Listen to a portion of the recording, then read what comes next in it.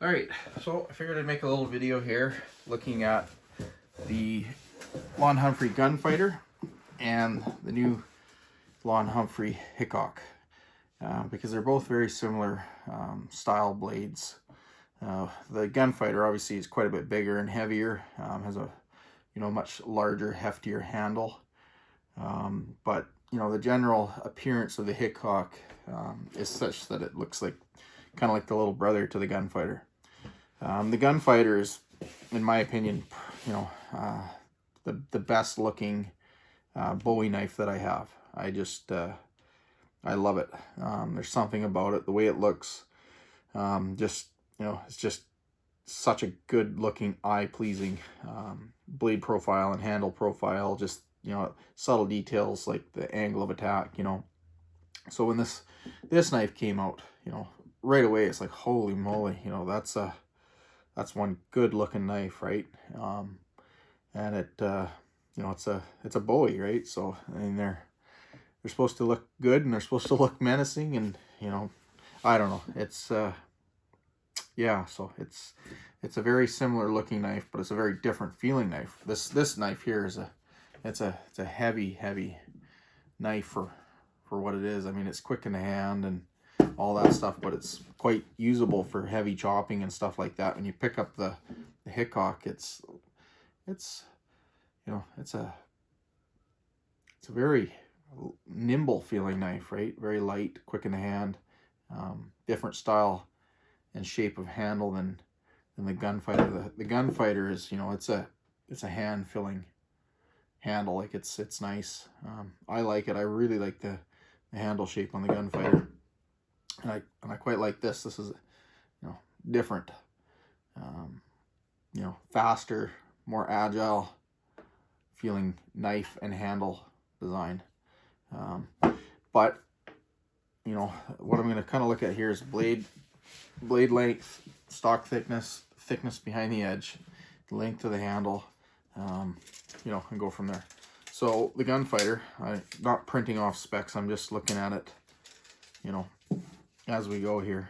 So the cutting edge is about 8 inches, thereabouts, give or take, an 1/8 of an inch or 1/4 of an inch or 1/16 of an inch. The overall blade length is almost 9 inches.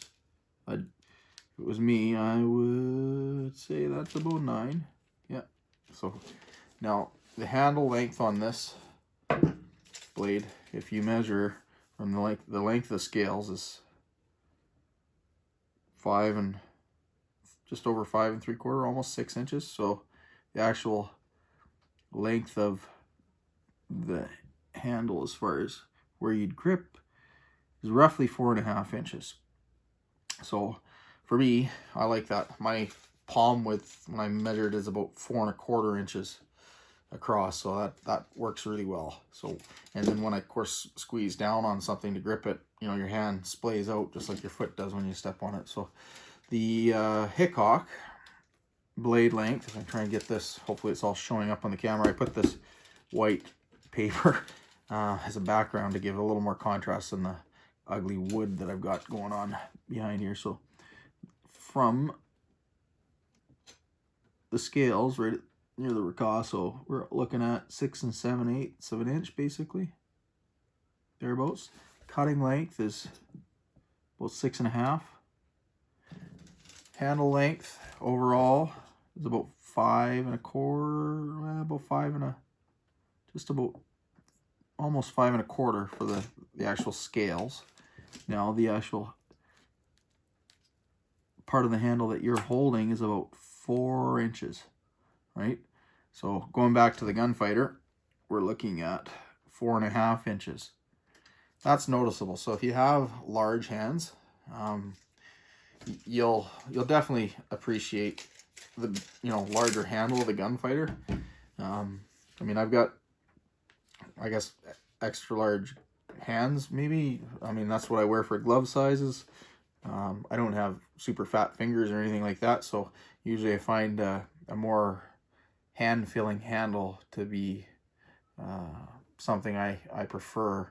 Is I tend to wrap around a handle, and I've got, avoid a hollow space. So the bigger handle on the Gunfighter, I definitely appreciate, find it a little bit more comfortable, because when I grab it, my hand's fully wrapped around it, and I'm not, wrapping my fingers around to the point where it's touching my palm on the backside. So the Gunfighter still gives you a good, secure grip, but it's a little different. Like the way you hold it kind of makes you want to hold it like this, which is, it's more of a fighting style grip, right? That saber, or what do they call, Filipino style grip. So like, I mean, it's really designed to be held in a more of an offensive type grip.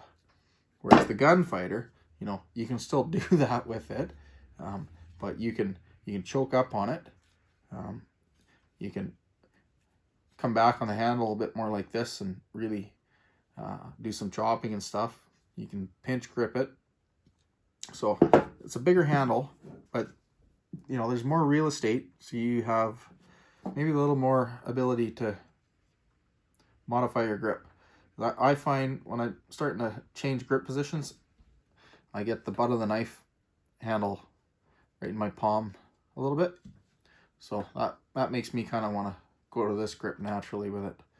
The more I pick this thing up and the more I play around with it, the more I appreciate this leaned out handle. I guess maybe that's the best way to describe it.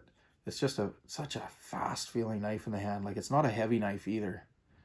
I think it's about 9 ounces when I looked up the specs. So, I mean, the Gunfighter here, I mean, that blade, I don't remember what the actual specs are on it, but I think it's probably 16, 17 ounces, something like that.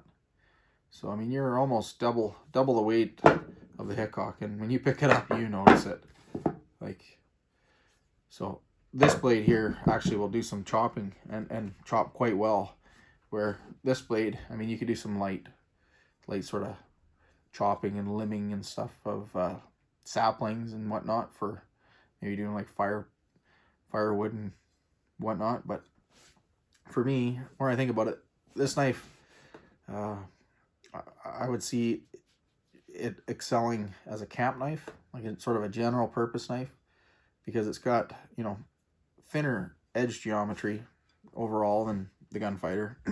So it's going to be better suited for slicing and cutting. And just overall, it's an easier knife to pack. So we'll go to the edge geometry of these two blades and see if I can hopefully get this on camera. I'm going to come around to the backside so I can see it in the viewfinder. So I had to tape up my caliper here so we can keep the battery from popping in. So this is kind of hard to do when you're on camera. So I'm going to just get this right to the top of the secondary bevel. Now, that doesn't seem right.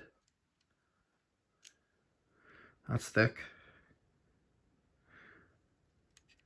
That doesn't seem right, but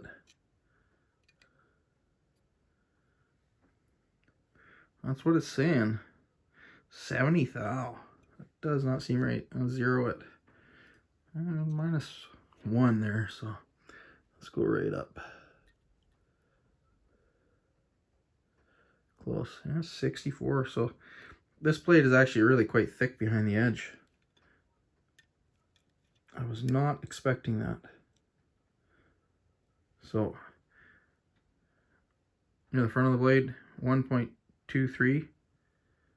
That's definitely a lot thicker than what I would like to see in a knife, but Gunfighter, I'll zero it.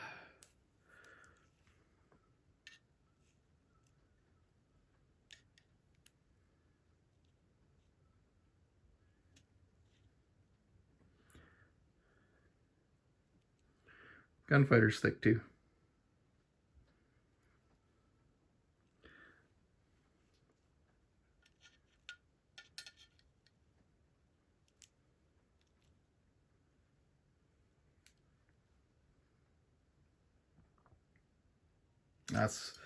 That's thick behind the edge. But I mean, that's gonna have one stout edge. I'm gonna grab another knife just for curiosity. This is my Alpha, which, if you've watched any of my videos, you know I love this knife.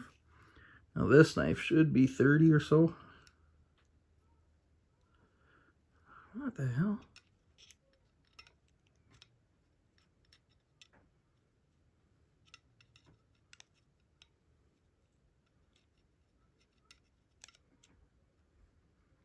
$70.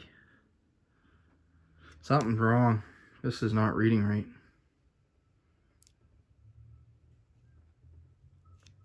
Yeah, there's no way that's not reading right. I'll grab a buck 110 that I have that I know is right around 18 thou behind the edge.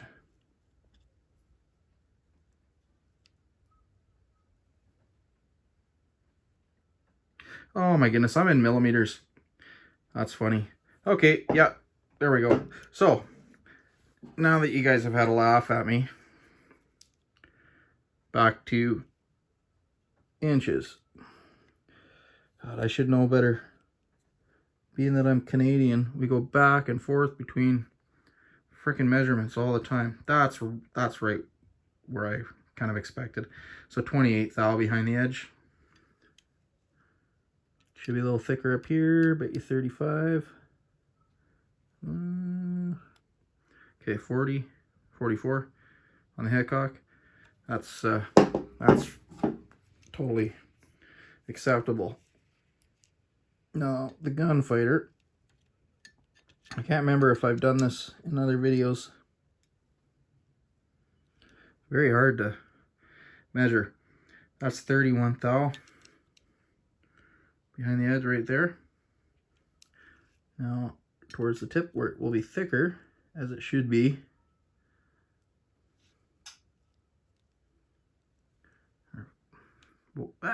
We're about 50. This is really hard to do.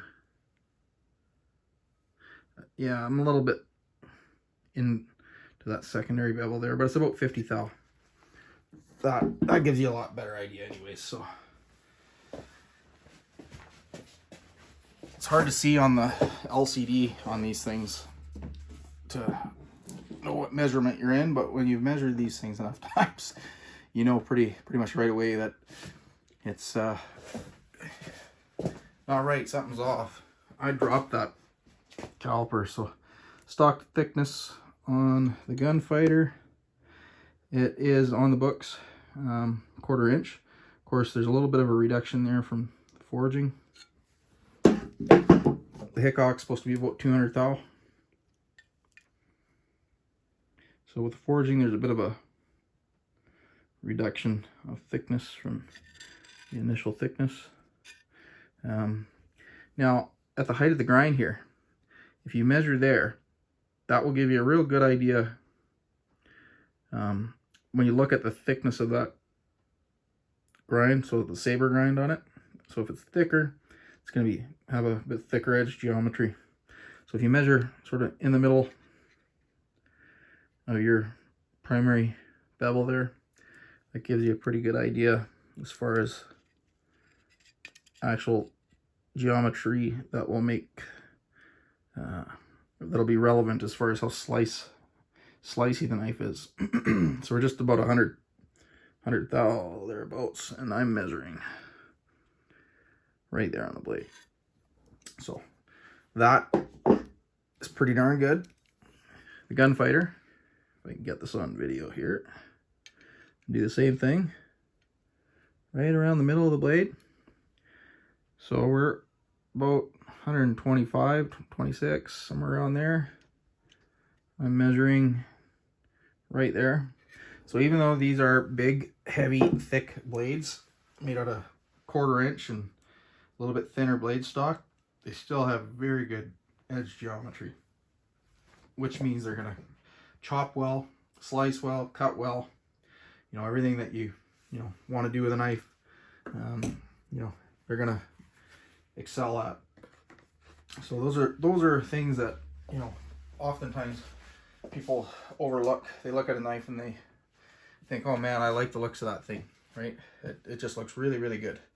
And they don't actually look at the edge geometry of the knife, because that's more important than, you know, steel. I mean, you got to have proper, you know, properly heat treated steel, but you know, it honestly wouldn't matter if it's 440C or in the case of, you know, a lot of buck knives, 420HC, and you compare that to, say, you know, S30V or some other steel that's considered to be a premium knife steel. If the edge geometry is not right, if it's too thin or if it's too thick, you know, the blade out of 420 or 440 is going to outperform a blade out of S30V or, you know, LMAX or whatever, right? If the blade that's an LMAX or S30V doesn't have very good edge geometry. So these knives, being 52-100, they have, you know, that's an excellent steel. Very tough, strong steel. Has very good edge holding for being a relatively simple carbon steel. There's not a whole lot of alloy in it, so there's not, you know, those high wear resistant carbides that you see in S30V and whatnot, so the vanadium carbides and whatnot. There's a very small amount of vanadium in 52-100, but I don't think it actually does much as far as forming vanadium carbides. It's I think a carbide former for other carbides possibly, or just maybe grain refinement is probably more likely what it is. There's some chromium in it, so there will be some small percentage of carbides that you know, play a role in wear resistance with 52-100 versus, you know, like a very basic plain steel like 1080 or, you know, 1075 or, you know, some other carbon tool steel that has no alloys in it, right? So it's a I guess these are like a hyper-eutectoid steel, so they're a little bit more complex than, you know, 1084. So they need to be heat treated a lot more precisely. So, you know, you can get 52-100 from you know, a backyard knife maker that isn't very good, right? Takes you know, pretty precise temperature control and you know, in the heat treating process, and then also forging. I mean, they need to forge it hot. It doesn't like to be forged cold, from my understanding. So it's pretty easy to wreck it, is what I'm getting at. So, you know, there's a lot of steels out there that sometimes people have had experience with, and, you know, they don't think too much of it. And often it's in large part to do with how it was handled, right? The old saying is the cake is in the bake. So as long as you got good quality steel that has, you know, very consistent composition, it's not got wildly variable percentages of those, you know, minor alloying components to it, then, you know, the steel can be heat treated precisely, consistently, and repeatedly. So I know, like, this particular type of 52-100, if I'm correct, is actually out of Sweden. So it's a Böhler Uderholm or whatever steel that Lon uses. And the reason he would use that steel over, you know, another source of it is just simply the quality of that steel and the consistency of its chemical makeup. Not all steels are equal, even though they have the same designation, right, as far as being a 52-100 grade steel. W2 is a good example of that. Like virgin W2, meaning that it was made out of, you know, non-re-smelted ore, I guess. You know, it's pretty much impossible to come by. So there's guys out there that have, you know, a stockpile of really, really old, extremely consistent, you know, chemically, the composition-wise of W2, and they make some unbelievably high-performing blades out of it. Yet you get other guys that have, you know, W2 that's more recent, that's kind of all over the map as far as carbon content and you know, a little bit of vanadium or whatever that's in it, and it throws the heat treat off. So you know, they can have a heat treat that's developed for a type of steel, and they get a batch of steel that they've worked it out on that has, you know, pretty consistent you know, composition as far as those constituents in the alloy are, and then they get a new batch of steel, and they go and they treat that steel like, you know, the old steel, and it's not, even though it's the same steel. So when you get these knives, I'm sure, from what I understand, they're batched, right? They come, you know, out of the same sheet of steel. So, you know, whether he buys, you know, 1,000 pounds of 52-100 or whatever, that is a particular batch of steel with a particular makeup that's, you know, measured, right, as far as the quantities of alloys in it, and the heat treat is developed specifically to that batch of steel. So there's no you know, mismatch between the performance of one run of these knives and then another run. You know, if you get a Hickok in 52-100 and a Gunfighter in 52-100 and an Alpha in 52-100, they're all gonna perform the same because they're all from the same batch of steel, as far as I know. You know, so, or, you know, at the very least, the composition has been verified as being so close that it's not going to make any difference as far as the heat treatment process. But yeah, anyways, I'm rambling on about other stuff here, just as it sort of comes to mind as I'm talking. But yeah, so these two blades are definitely very similar looking, but they're very, very different feeling in the hand. You know, they probably serve a similar purpose for a lot of people, you know, as far as their intended use as a camp knife or you know, whatever. But the Gunfighter is, you know, it's a much bigger, heavier, stouter, more capable blade when it comes to doing like chopping and stuff like that, for sure. And the Hickok is a lighter, more packable, extremely nimble, agile blade in the hand, right? And it's going to be better suited for food prep and things like that, right? So if you're picking a knife and, you know, the criteria is such that you want a knife that can do a wide variety of tasks, right? Whether it's you know, doing some woodworking or you know, food prep or whatever. I mean, I think the Hickok is definitely going to be a little bit more versatile from that standpoint. It doesn't have the same chunkiness of a handle that, like, say, the Alpha does. So I think it would probably be more fatiguing over time to be doing, you know, a ton of like woodwork with it. Whereas the Gunfighter, having that bigger, heavier handle, probably would be better suited, you know, to that kind of long-term use. I know I spent probably 2 hours one night just basically stripping bark off of limbs and you know, shredding stuff like wood with my Alpha. And I was doing that, and I was also comparing it with what was it, my Bark River Gunny Hunter, just trying to get an idea, you know, how comfortable this handle was. And it was really noticeable, you know, after that kind of time period, that the Alpha, the handle on it was just phenomenal, right? There was no cramping, there was no fatiguing, you know, and you really notice that after you used it for a while. It wasn't something that you picked up on necessarily right away, because they both felt really good in the hand.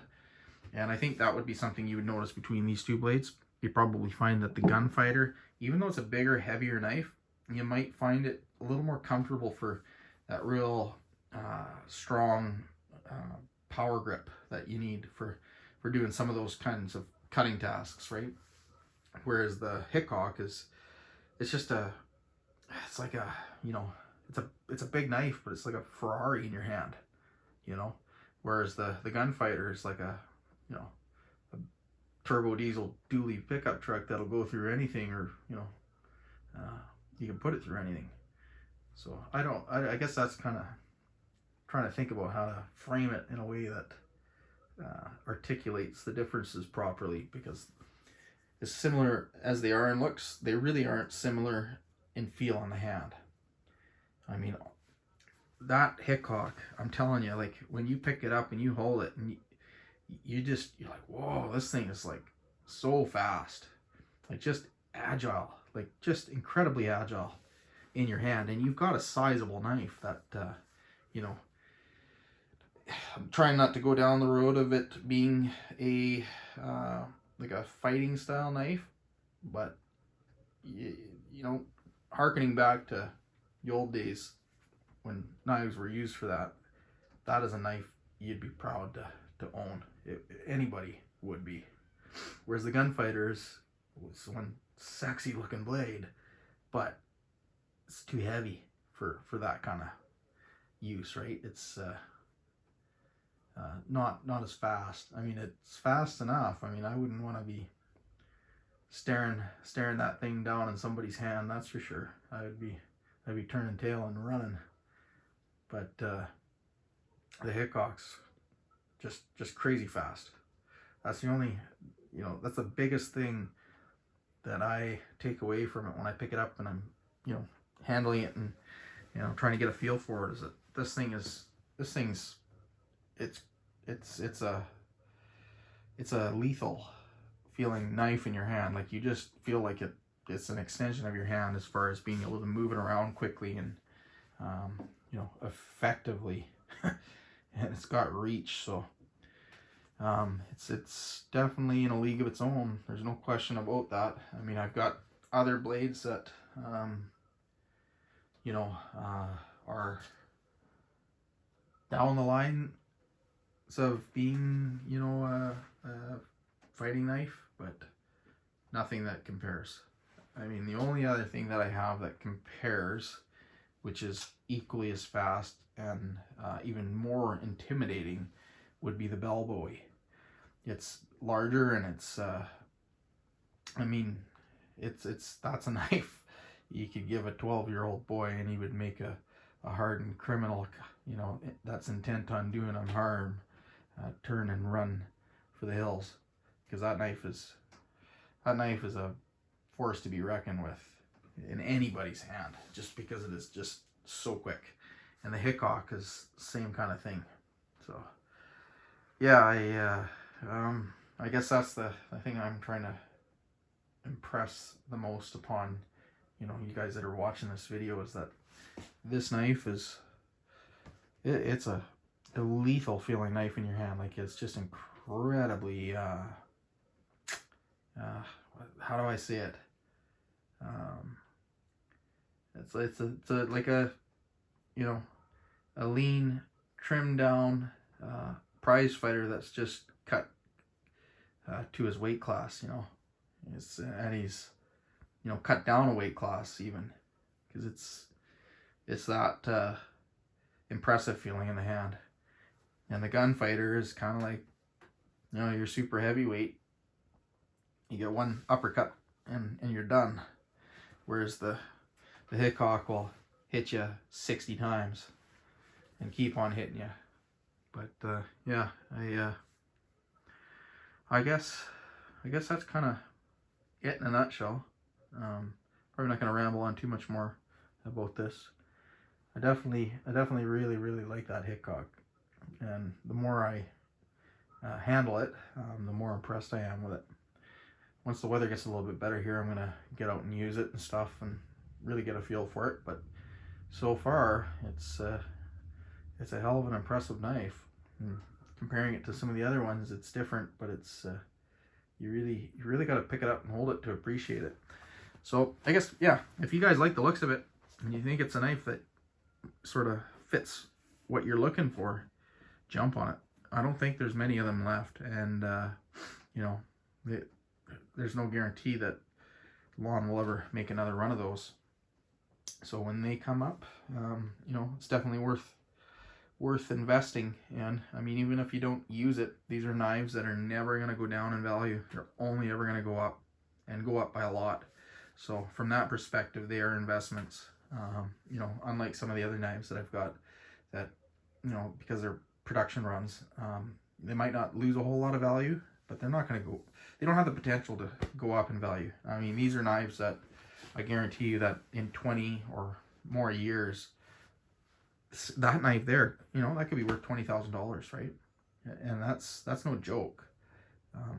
You know, all you have to do is look at like Loveless knives, like Bob Loveless. Go try and find one of his knives for less than $40,000. Good luck, right? So the likelihood of, you know, having a return on your investment with these things is pretty much a given. I don't think even a month down the road, you know, you'd be hard pressed to sell one of these knives and not recoup your money, or get, you know, very close to what you paid for it. And then in a year's time, you know, when they come up and they've not been available off the shelf for people are paying a premium, right? Perfect example is the Kephart. Try to find a 3V Kephart. Try to find an older Brute to Forge Brute. You know, they're worth a ton of money. They come up on eBay sometimes and they're, you know, $600, $700, $900, and when they were new they were $140 US. So those are definitely things to consider when you're looking at these knives. You're not simply just buying, you know, a run-of-the-mill Bark River, and that's not to take away from Bark River, but these aren't Bark Rivers, these aren't Bucks, they're not Striders, they're not, you know, any of, you know, your semi-production knives. These are customs, and they only stand to go up in value. So you know, if I had to get rid of any of my knives, I don't care which one of these Lon Humphrey knives that they are, none of them are going. I'm just, nobody's getting them from me. That's a given. If I had to, you know, choose, I'd give up five of my other knives before I'd give up one of these. They're just, you know, they're too valuable.